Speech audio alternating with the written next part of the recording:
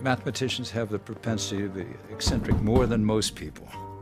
But there was no hint that it would shade over into fully delusional, psychotic behavior. We were all aware that he had a great career that was shattered in a few minutes. It was a very disastrous fall of someone who was promising beyond any reasonable limit. He was so incredibly himself, so special, so unusual. He was just an oddity, and there was something sweet about it. The idea that someone who had been mentally ill and impoverished and really on the fringes of society for decades was being considered for a Nobel Prize, I thought that was amazing. Madness can be an escape. If things are not so good, you maybe want to imagine something better. In madness, I thought I was the most important person of the world. And people like the Pope would be just like enemies who would try to put me down somewhere.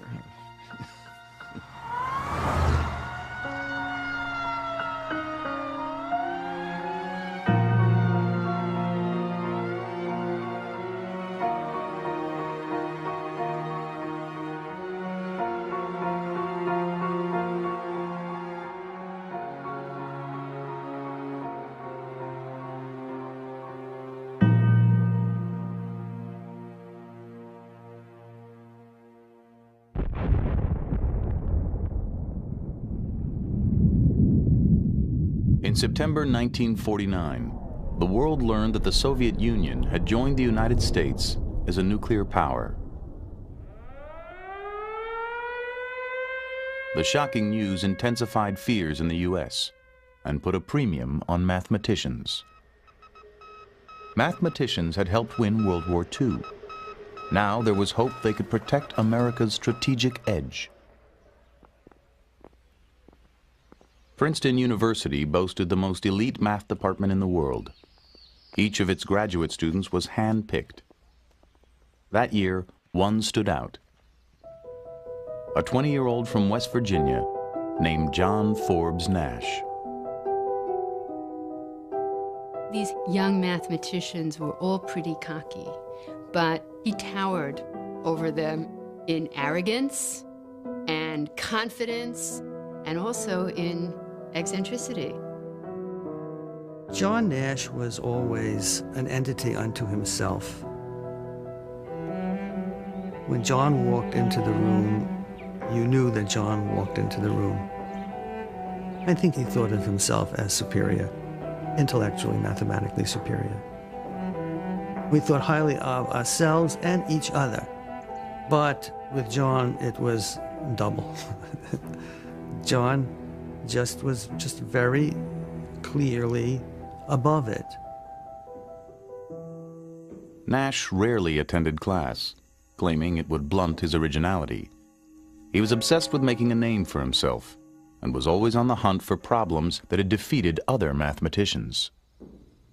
There is something of that in my approach to mathematics. I have tended to think that the thing to do is to get away from what other people are doing and not to follow directly in anyone's recent work. He didn't study anything. He didn't assimilate other people's work. What he did was to try to find his own way of solving very difficult problems. And he thought he had the talent to fulfill these ambitions of being the world's greatest mathematician. Nash soon acquired a reputation for being both brilliant and odd. In the quadrangle, he rode a bicycle in figure eights, over and over, and paced the hallways obsessively whistling Bach's Little Fugue. Fine Hall is where the mathematicians met. I went there, and I looked around. I knew a number of the people, but I didn't know them all. And I thought, this is the strangest group of people in the world. Not only was Nash not an exception to that, but I think he was quite far off the chart. He obviously irritated some people by what I think they regarded as extremely eccentric behavior. He was certainly not a conformist to anyone's standard.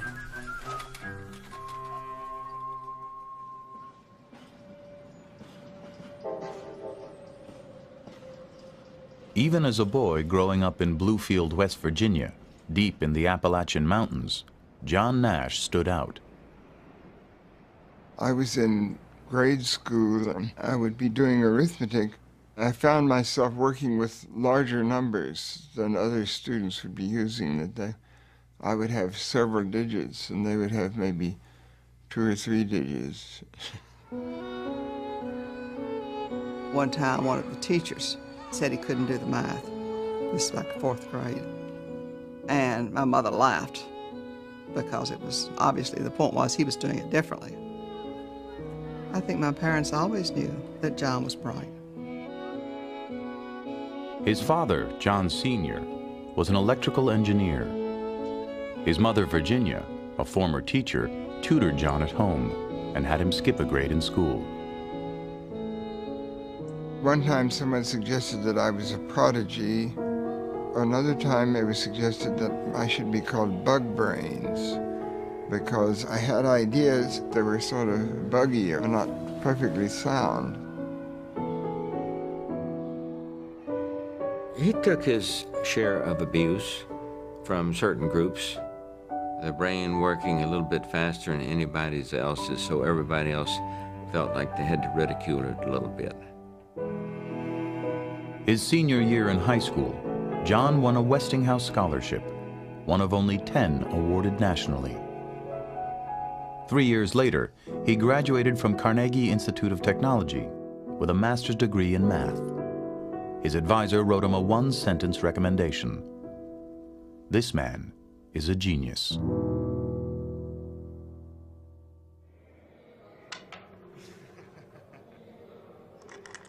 The first thing that he did at Princeton, which wowed everyone and made his reputation, was he invented this game, which was known around the common room as Nash. Nash's deceptively simple game of strategy swept the math department. Before long, he applied his interest in games to a new field of mathematics called game theory. Game theory attempted to explain the dynamics of human conflict by analyzing strategies used in games. Nash was interested in everything in mathematics, but what he was really interested in were the big problems. At that moment in time, game theory was the sexy, glamorous field. If you wanted to make a splash, it was a good place to be. Just a year after arriving at Princeton, he began work on an idea that challenged the conventional thinking in game theory.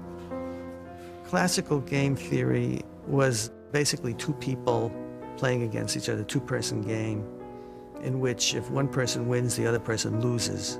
Suppose you have many players.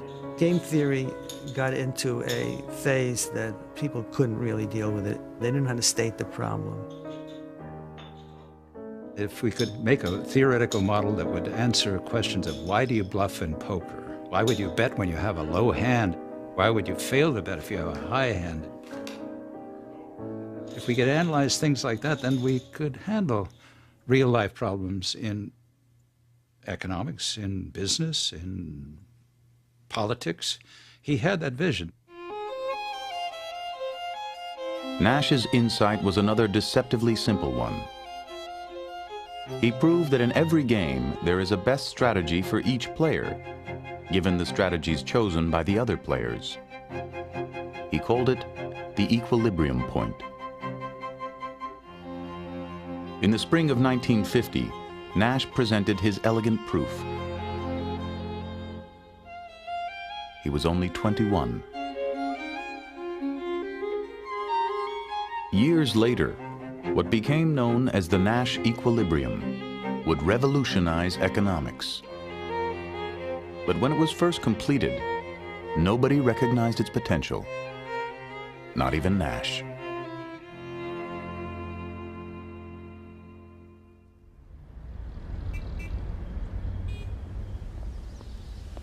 After receiving his PhD, Nash moved to Boston and joined the faculty of MIT. Students called him the Kid Professor, but he considered himself head and shoulders above his colleagues. Basically, John was a out-and-out and uninhibited and shameless elitist. He was only interested in people who could operate more or less on the same mental level that he was at. He was very brash, very boastful, very selfish, very egocentric. His colleagues did not like him especially, but they tolerated him because his mathematics was so brilliant. I was thinking about a problem, trying to get somewhere with it, and I couldn't, and I couldn't, and I couldn't. And I went to sleep one night, and I dreamt. I did not dream directly of the solution to that problem. Rather, I dreamt that I met Nash, and I asked him the problem, and he told me the answer. When I did finally write the paper, I gave him credit. It was not my solution. I could not have done it myself. He was part of this group of friends that Donald, my husband, had. This was a crew who were extremely competitive, and Nash was at the top of the heap. He was the best.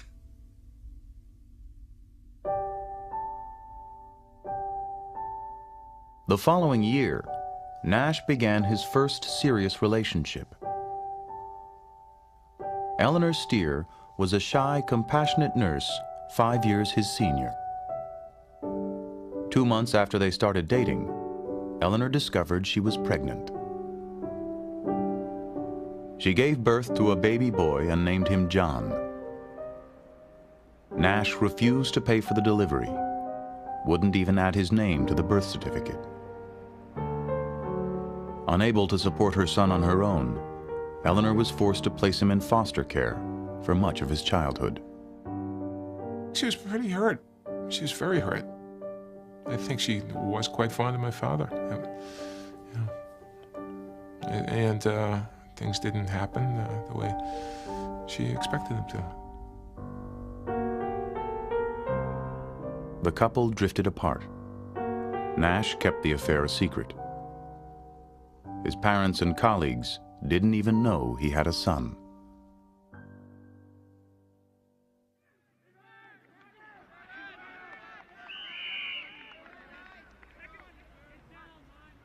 Not long after breaking up with Eleanor, Nash met Alicia Larday, a 21-year-old from El Salvador and one of his students. A physics major, she was one of only 16 women in a class of 800 at MIT. She was an extremely attractive girl and not American. And I somehow think that that was significant, that she was not your ordinary college girl, that she had also come from a very different place. At the time, he was a little bit like the fair-haired boy of the math department. He was, I think, considered very young for his position, and he was very nice looking, you know. When she was younger, she wanted to be another Madame Curie. John's ambition was one of the things that attracted Alicia to him. She had that desire, and she transferred it to him.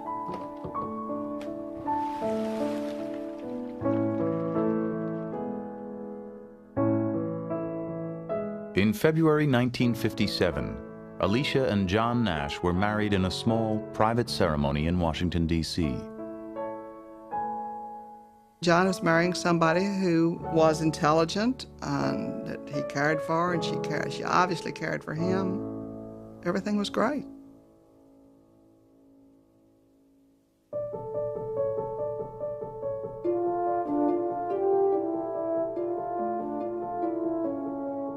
Since arriving at MIT, Nash had solved a series of imposing problems in mathematics, ranging from algebraic geometry to partial differential equations. Unlike his work in game theory, these groundbreaking proofs dazzled the mathematical world. We would all be climbing the mountain being mathematical perfection. He had a different approach. We came up this way and he came this way. In July 1958, Fortune magazine featured him as one of the brightest stars in mathematics. He had just turned 30. For a mathematician, turning 30, it's a lot like for a ballet dancer or an athlete. Age is your enemy. By his own standards, Nash had fallen short. For a decade, he had pursued the Fields Medal, mathematics' highest honor. That year, he failed to win it again. He was an intensely ambitious person. He was extremely competitive, and he was very bitter that he didn't get it. At the time, I had some recognition. I was making some progress professionally, but I wasn't really at the top. I didn't have top-level recognition. He threw himself into solving the Riemann hypothesis, the holy grail of mathematics. The work was mentally and physically exhausting, and ultimately proved futile. He began to worry that his best years were behind him. At the same time, he learned that Alicia was pregnant. A psychotic break is usually precipitated by some stressful experiences. Often these stressful experiences involve a demand that the person who becomes psychotic take on greater responsibility. Below his brash and confident surface, John Nash now hid another side of himself. One filled with anxiety, self-doubt, even fear. It would mark the beginning of a strange and tragic metamorphosis.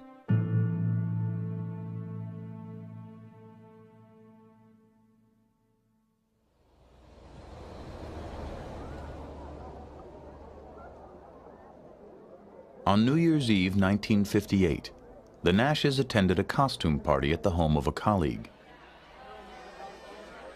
John went dressed as a baby. He wore a diaper and spent much of the night curled up in Alicia's lap. Even to those used to his eccentricities, it was a disturbing scene. A few weeks later, Nash rushed into the common room at MIT and claimed that powers from outer space were sending him coded messages in the New York Times.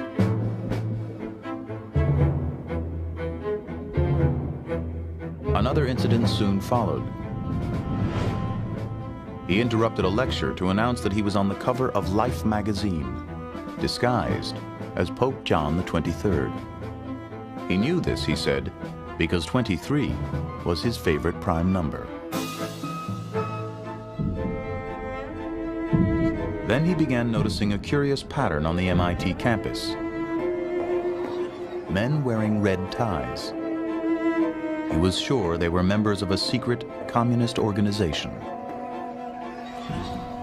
When the University of Chicago offered him a prestigious position, Nash turned it down. He was already scheduled, he said, to become Emperor of Antarctica.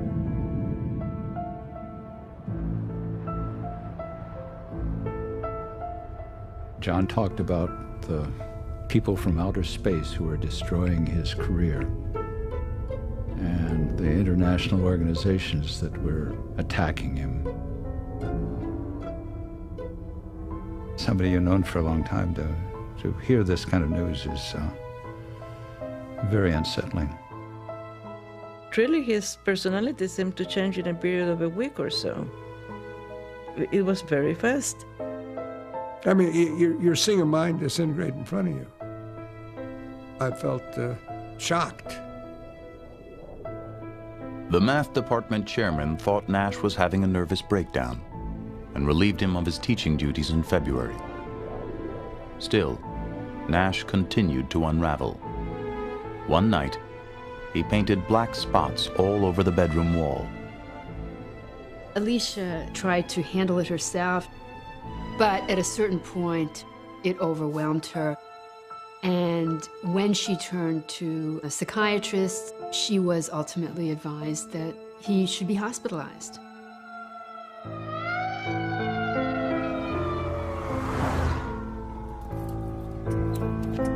Here was this genius, and you were going to clap him into a hospital where God knows what might happen? I think it was very tough.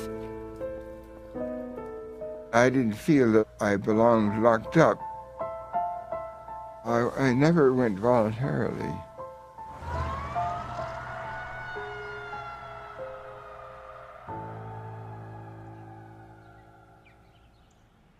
Nash was taken to McLean Hospital, a private psychiatric facility outside Boston known for treating the wealthy and famous. He was diagnosed with paranoid schizophrenia and given an injection of Thorazine to calm him down. His treatment consisted of psychoanalysis. The staff called him Professor. In those days, many doctors thought schizophrenia was related to problems in childhood, problems in mothering. They didn't know it was a real brain disease, and that people are born with a vulnerability to that brain disorder. Conventionally, we define it as a severe mental illness characterized by hallucinations, delusions, or peculiar forms of thinking. For example, a schizophrenic may feel that when he looks at you, he may believe that it's not himself who's looking at his own eyes. Somehow someone else is actually having his experiences. A delusional state of mind is like living a dream. Well, I knew where I was. I was there in observation, but I was able to think that I was like a victim of a conspiracy.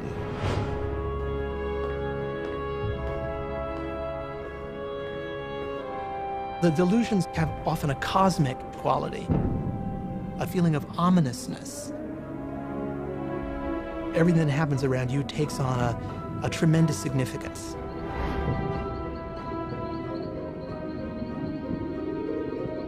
In madness, I saw myself as some sort of a messenger having a special function. Like the Muslim concept with Muhammad, the messenger of Allah.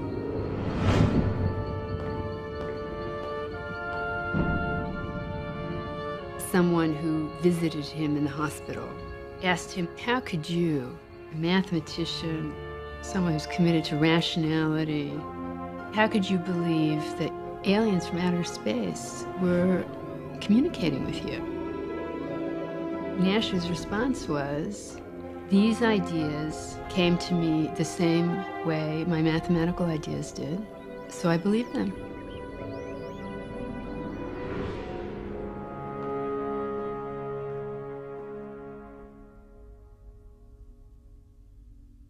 Virginia visited John at McLean, but could hardly bear to see her son in such a state. It broke her, I guess. It was devastating. You can imagine that every day she would wake up and she would go to bed and she would have this on her. Alicia urged his colleagues to visit, hoping their support would help John get back on his feet. All the mathematicians were very upset because this was a great genius that was lost. They said, Newman, they are not going to let me out until I'm normal. But that'll never be. I never was. I began to realize I would not be getting out of the hospital unless I conformed and behaved normally. And so in part I would do that as if I would be sweeping the delusions under a rug, and they were able to come out later on. It could be triggered, and I would move very quickly to accepting it again. Nash retained a lawyer who secured his release after 50 days of hospitalization. Within weeks, he resigned from MIT, withdrew all the money from his pension fund, and announced he was leaving for Europe. Alicia, who had given birth while John was in McLean, felt she had no choice but to go with him. They left behind their newborn son with Alicia's mother.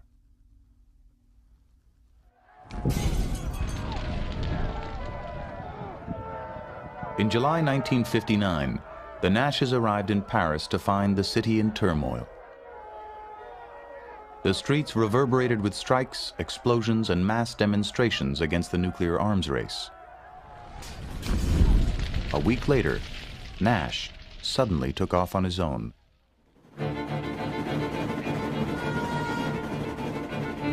He went to Luxembourg and announced he wanted to give up his American citizenship. He was turned away.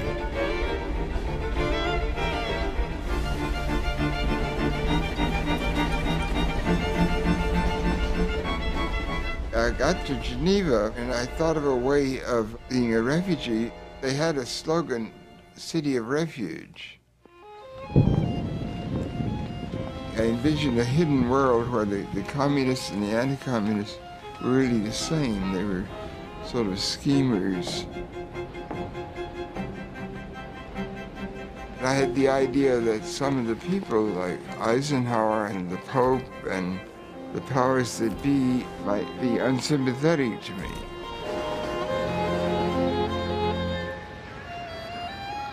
These thoughts on the surface are not rational, but there could be a situation where things were not what they might seem. If to be mad is to be in error, there's a kind of contradiction there, isn't there, between what it is to be mad in the eyes of the world and what it is to have these experiences in which you're having a sense of revelation and you're noticing features of the world that other people seem to be too stupid or too blind to recognize. Most of the time when he was trying to give up his citizenship, he was being followed around by the naval attaché who had his commission to get his passport back and give it to Alicia. And so he chased him around Europe. I went to the American embassy in Paris, and I asked for help. I said, I don't know what to do, but I don't want him to get into trouble.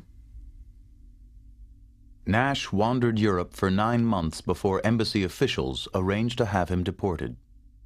French police seized him and took him to the airport. Nash later claimed that he was sent back on a ship, in chains like a slave.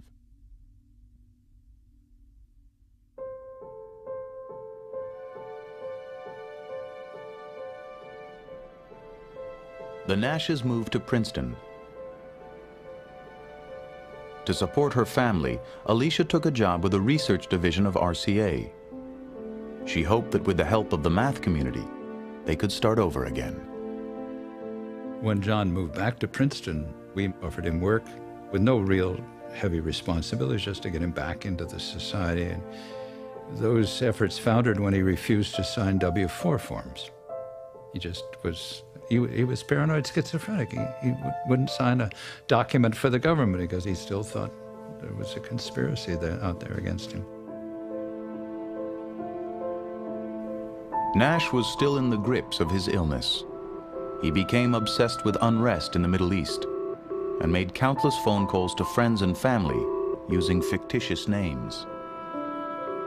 He would call me, would you accept a collect call from some strange name? And I didn't, because I didn't want to validate that he was this other person. One day, he showed up on campus covered with scratches and visibly terrified. Johann von Nassau has been a bad boy, he said. They're going to come and get me now.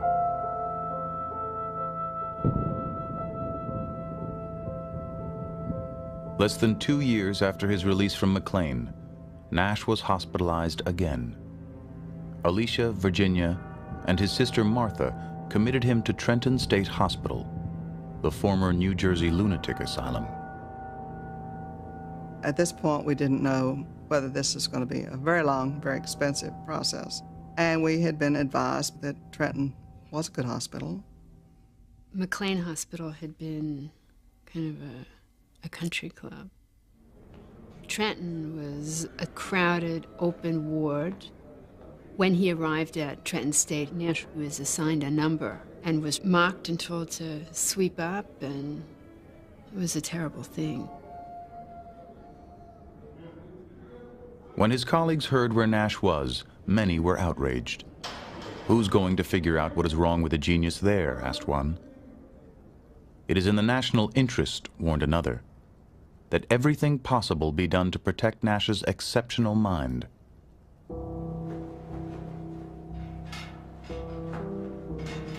Trenton State was known for its aggressive treatments, including insulin coma therapy, which by 1961 had been phased out in all but a few hospitals. Insulin coma was developed under the mistaken notion that schizophrenia was caused by a metabolic problem, by the way the body regulates glucose. Insulin coma was one of the more popular and unfortunately one of the more notorious treatments in its day.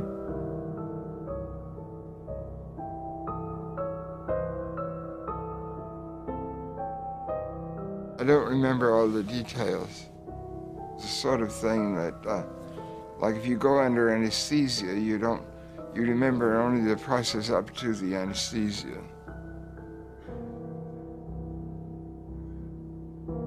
A nurse would wake patients early in the morning and give them an injection of insulin.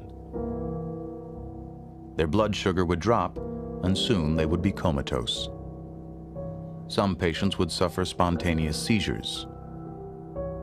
Insulin coma deliberately puts the body into total shock. This was done under supervised circumstances, because if you do that too aggressively, you can die.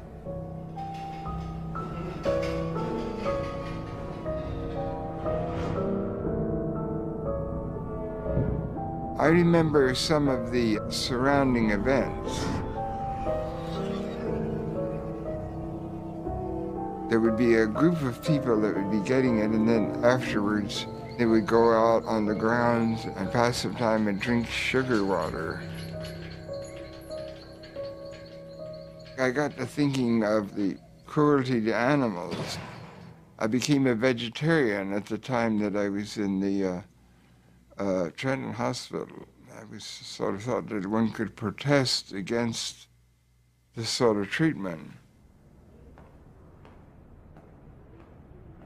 Nash endured insulin treatments 5 days a week for 6 weeks.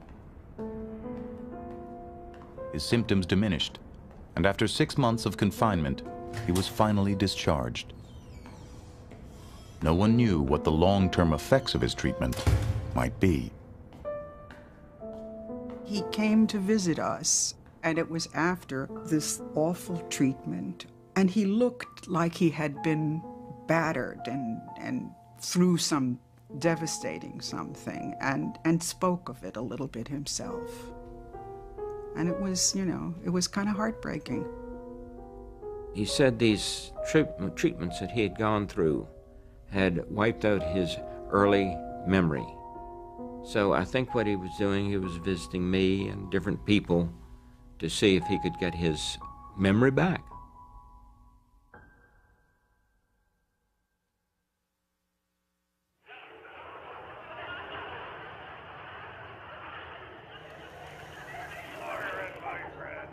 In 1961, Nash was 33 and unemployed. Former Princeton colleagues secured him a research position, and he managed to publish a paper on fluid dynamics, his first piece of work in 4 years. He seemed to be better, but inside Nash felt a sense of loss. Rational thought, he wrote, imposes a limit on a person's relation to the cosmos.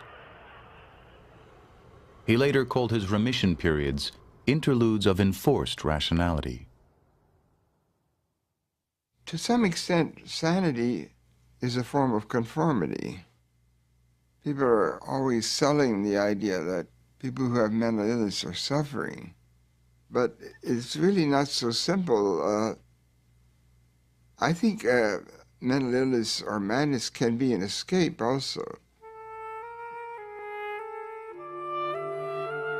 The following summer, he left for Europe alone, once again obsessed with asylum.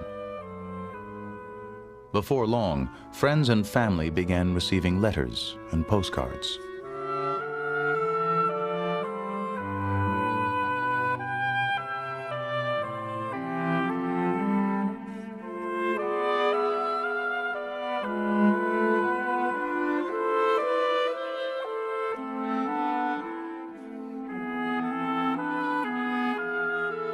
It wasn't the type of letter you would expect to receive from a father. How you doing, or what have you been up to? It was unbelievable how these things were supposed to mean something. They were frightening in a way, the letters. And they made use of all the things that had been in his life. Mathematics was a kind of numerology, and politics mixed with paranoia.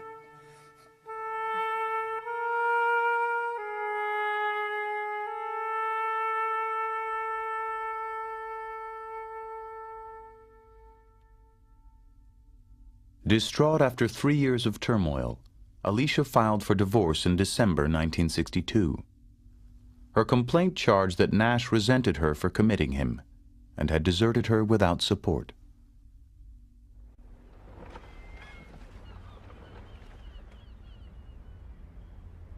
Mathematicians from MIT and Princeton found Nash an academic position in Boston. They got him an apartment and arranged for him to meet weekly with a psychiatrist who prescribed antipsychotic medication. Gradually, he seemed to improve. He was pretty sane, recalled a colleague. He was a much nicer person. The old ego stuff was gone. He began seeing Eleanor and their son John again. We had gotten into a pattern of going out every Saturday. I started to grow more fond of him as he was around more. And then he went, as quickly as he came, so. Less than a year after moving to Boston, Nash stopped taking his medication, and his symptoms resurfaced. These medicines interfere with vitality, with drive, with thinking. So the price that many patients had to pay for being on these medicines was that they felt lifeless, like it takes away their soul. Well, he was afraid of anything that would alter the quality of his mind. And as anyone doesn't want to be forced to do something they don't want to do, or they don't choose to do. And John had always been very independent about what he chose to do. His delusions were now joined by a chorus of voices in his head.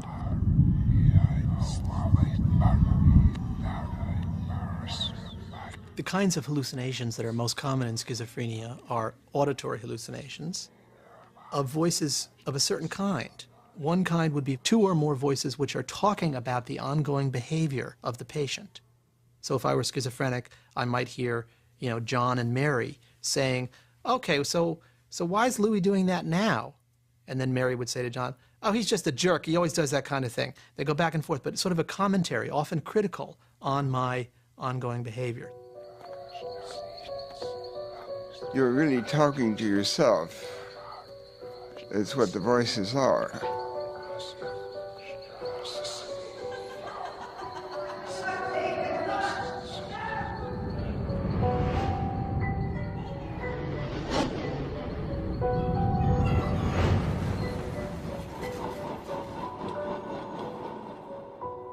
He said he understood that there was something that went on between people that was alien to him. He was sort of enclosed in a bubble, that he felt lonely.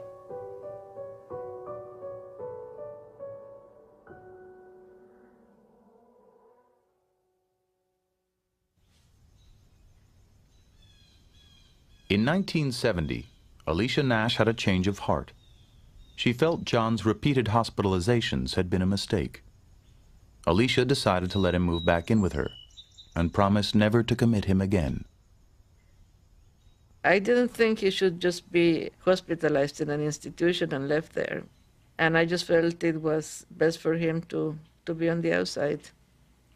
She took him back not as her husband, but as somebody who needed help and nobody else would have him. Giving him shelter and meals and protection made a tremendous difference in his well-being. If she hadn't taken him in, he would have wound up on the streets. I think that Alicia saved his life.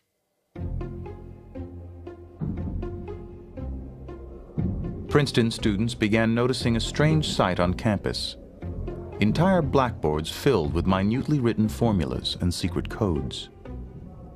Rumors spread it was the work of a mysterious figure who wore red sneakers and kept to himself. They called him the Phantom.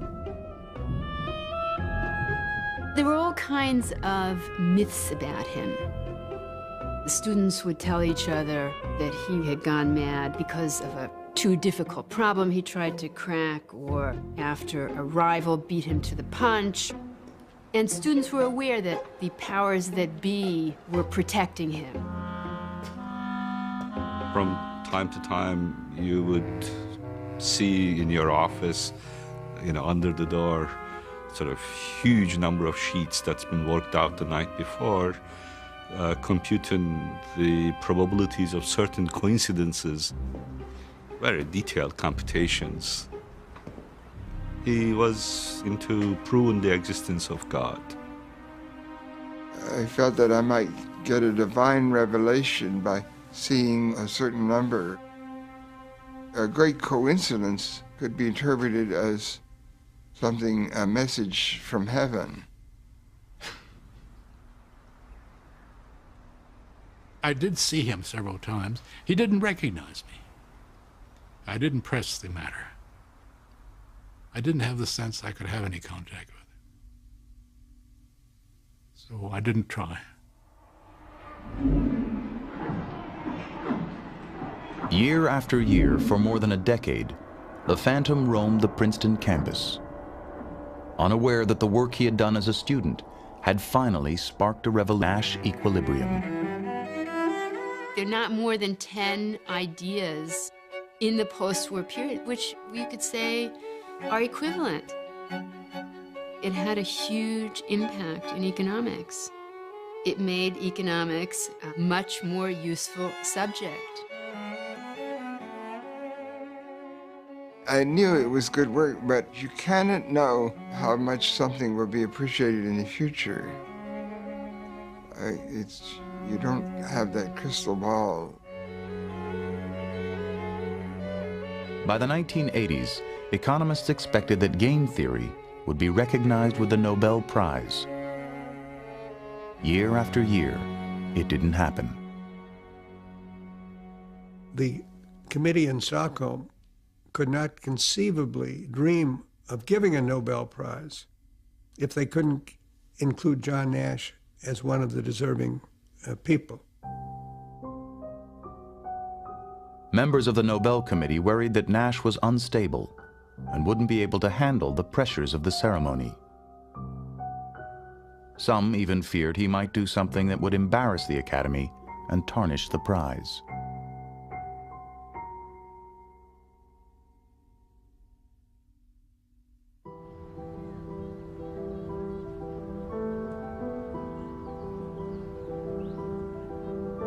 Beginning sometime in the 1980s, after 3 decades of struggling with mental illness, John Nash experienced his second transformation. I don't really remember the chronology very well. Exactly when I moved from one type of thinking to another. I began arguing with the concept of the voices, and ultimately I began rejecting them and deciding not to listen. His descent into madness had been sudden. His reawakening was gradual. almost imperceptible. A portion of schizophrenics, after a long period of time, often do seem to get better. And how that occurs remains a mystery.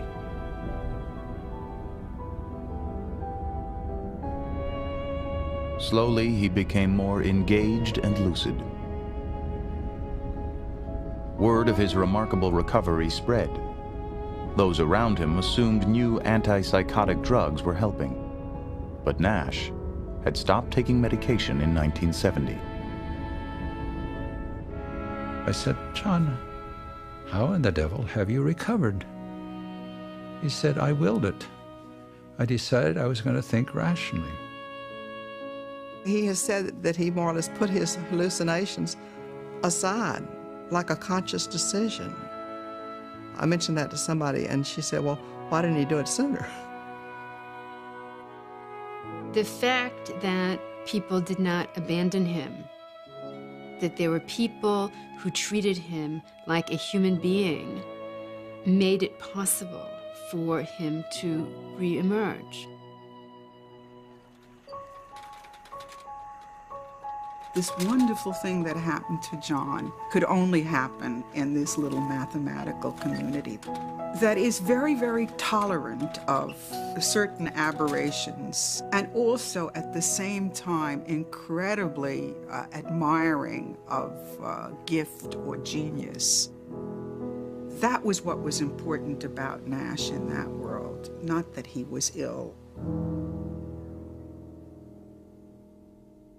2 American professors and a German researcher have been awarded the Nobel Prize in Economics. The 3 winners of today's Nobel Prize played major roles in bringing the principles of game theory to economics. Princeton's John Nash was cited for developing what has become known as the Nash equilibrium, a pioneering theory about the point at which conflicts get resolved. Under the theory, companies... My wife said, "John Nash? You don't think that's the John Nash that we know?" I didn't know John was still alive. I remember clearly, I heard it on the radio, and I said, "That's John." And I cried. All I could think was, I wish my parents could know this. On December 10th, 1994, at the age of 66, John Nash received the Nobel Prize in Stockholm. Dr. John Nash, your analysis of equilibrium and non-cooperative games and all your other contributions to game theory have had a profound effect on the way economic theory has developed in the last 2 decades. I was delighted. I was absolutely ecstatic. And so was my wife. It was so wonderful. Jubilant. We danced around our kitchen. I mean, it was such a marvelous vindication that after all this time, this incredible acknowledgement, it was great.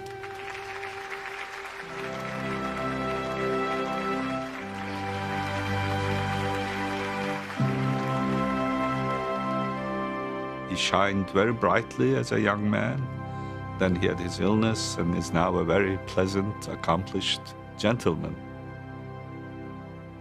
It feels right somehow.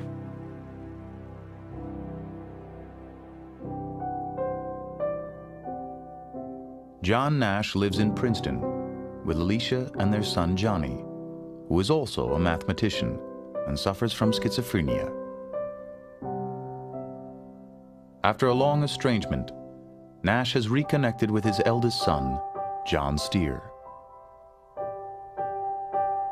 In the spring of 2001, 38 years after their divorce, John and Alicia remarried. At Princeton, Nash has returned once again to his work in mathematics. I think it teaches us that we have to appreciate the particular talents of people who may be very eccentric and look at things in very peculiar ways. Those are often the people who will really have the most stunning insights. Here was someone who had been lost.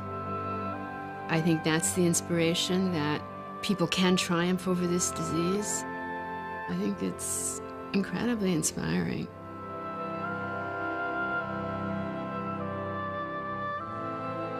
I'm not thinking anything crazy, but there are different possibilities. I don't know what the future holds exactly, even if it's not such a long future. For me. Of course, the future in general is presumably long, unless things really go bad, or unless some miracle happens.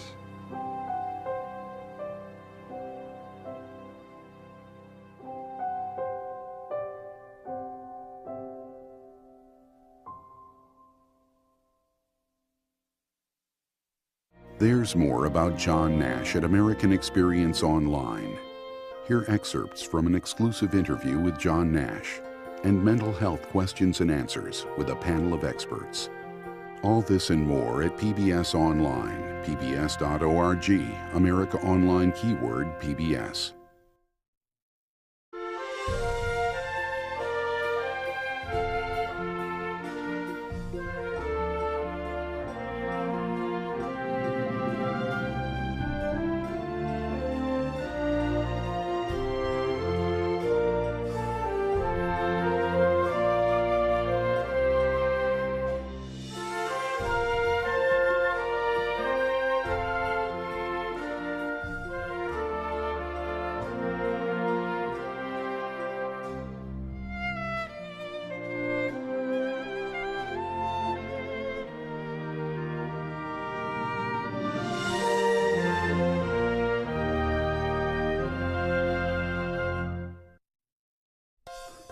American Experience is made possible by the Alfred P. Sloan Foundation to enhance public understanding of the role of technology.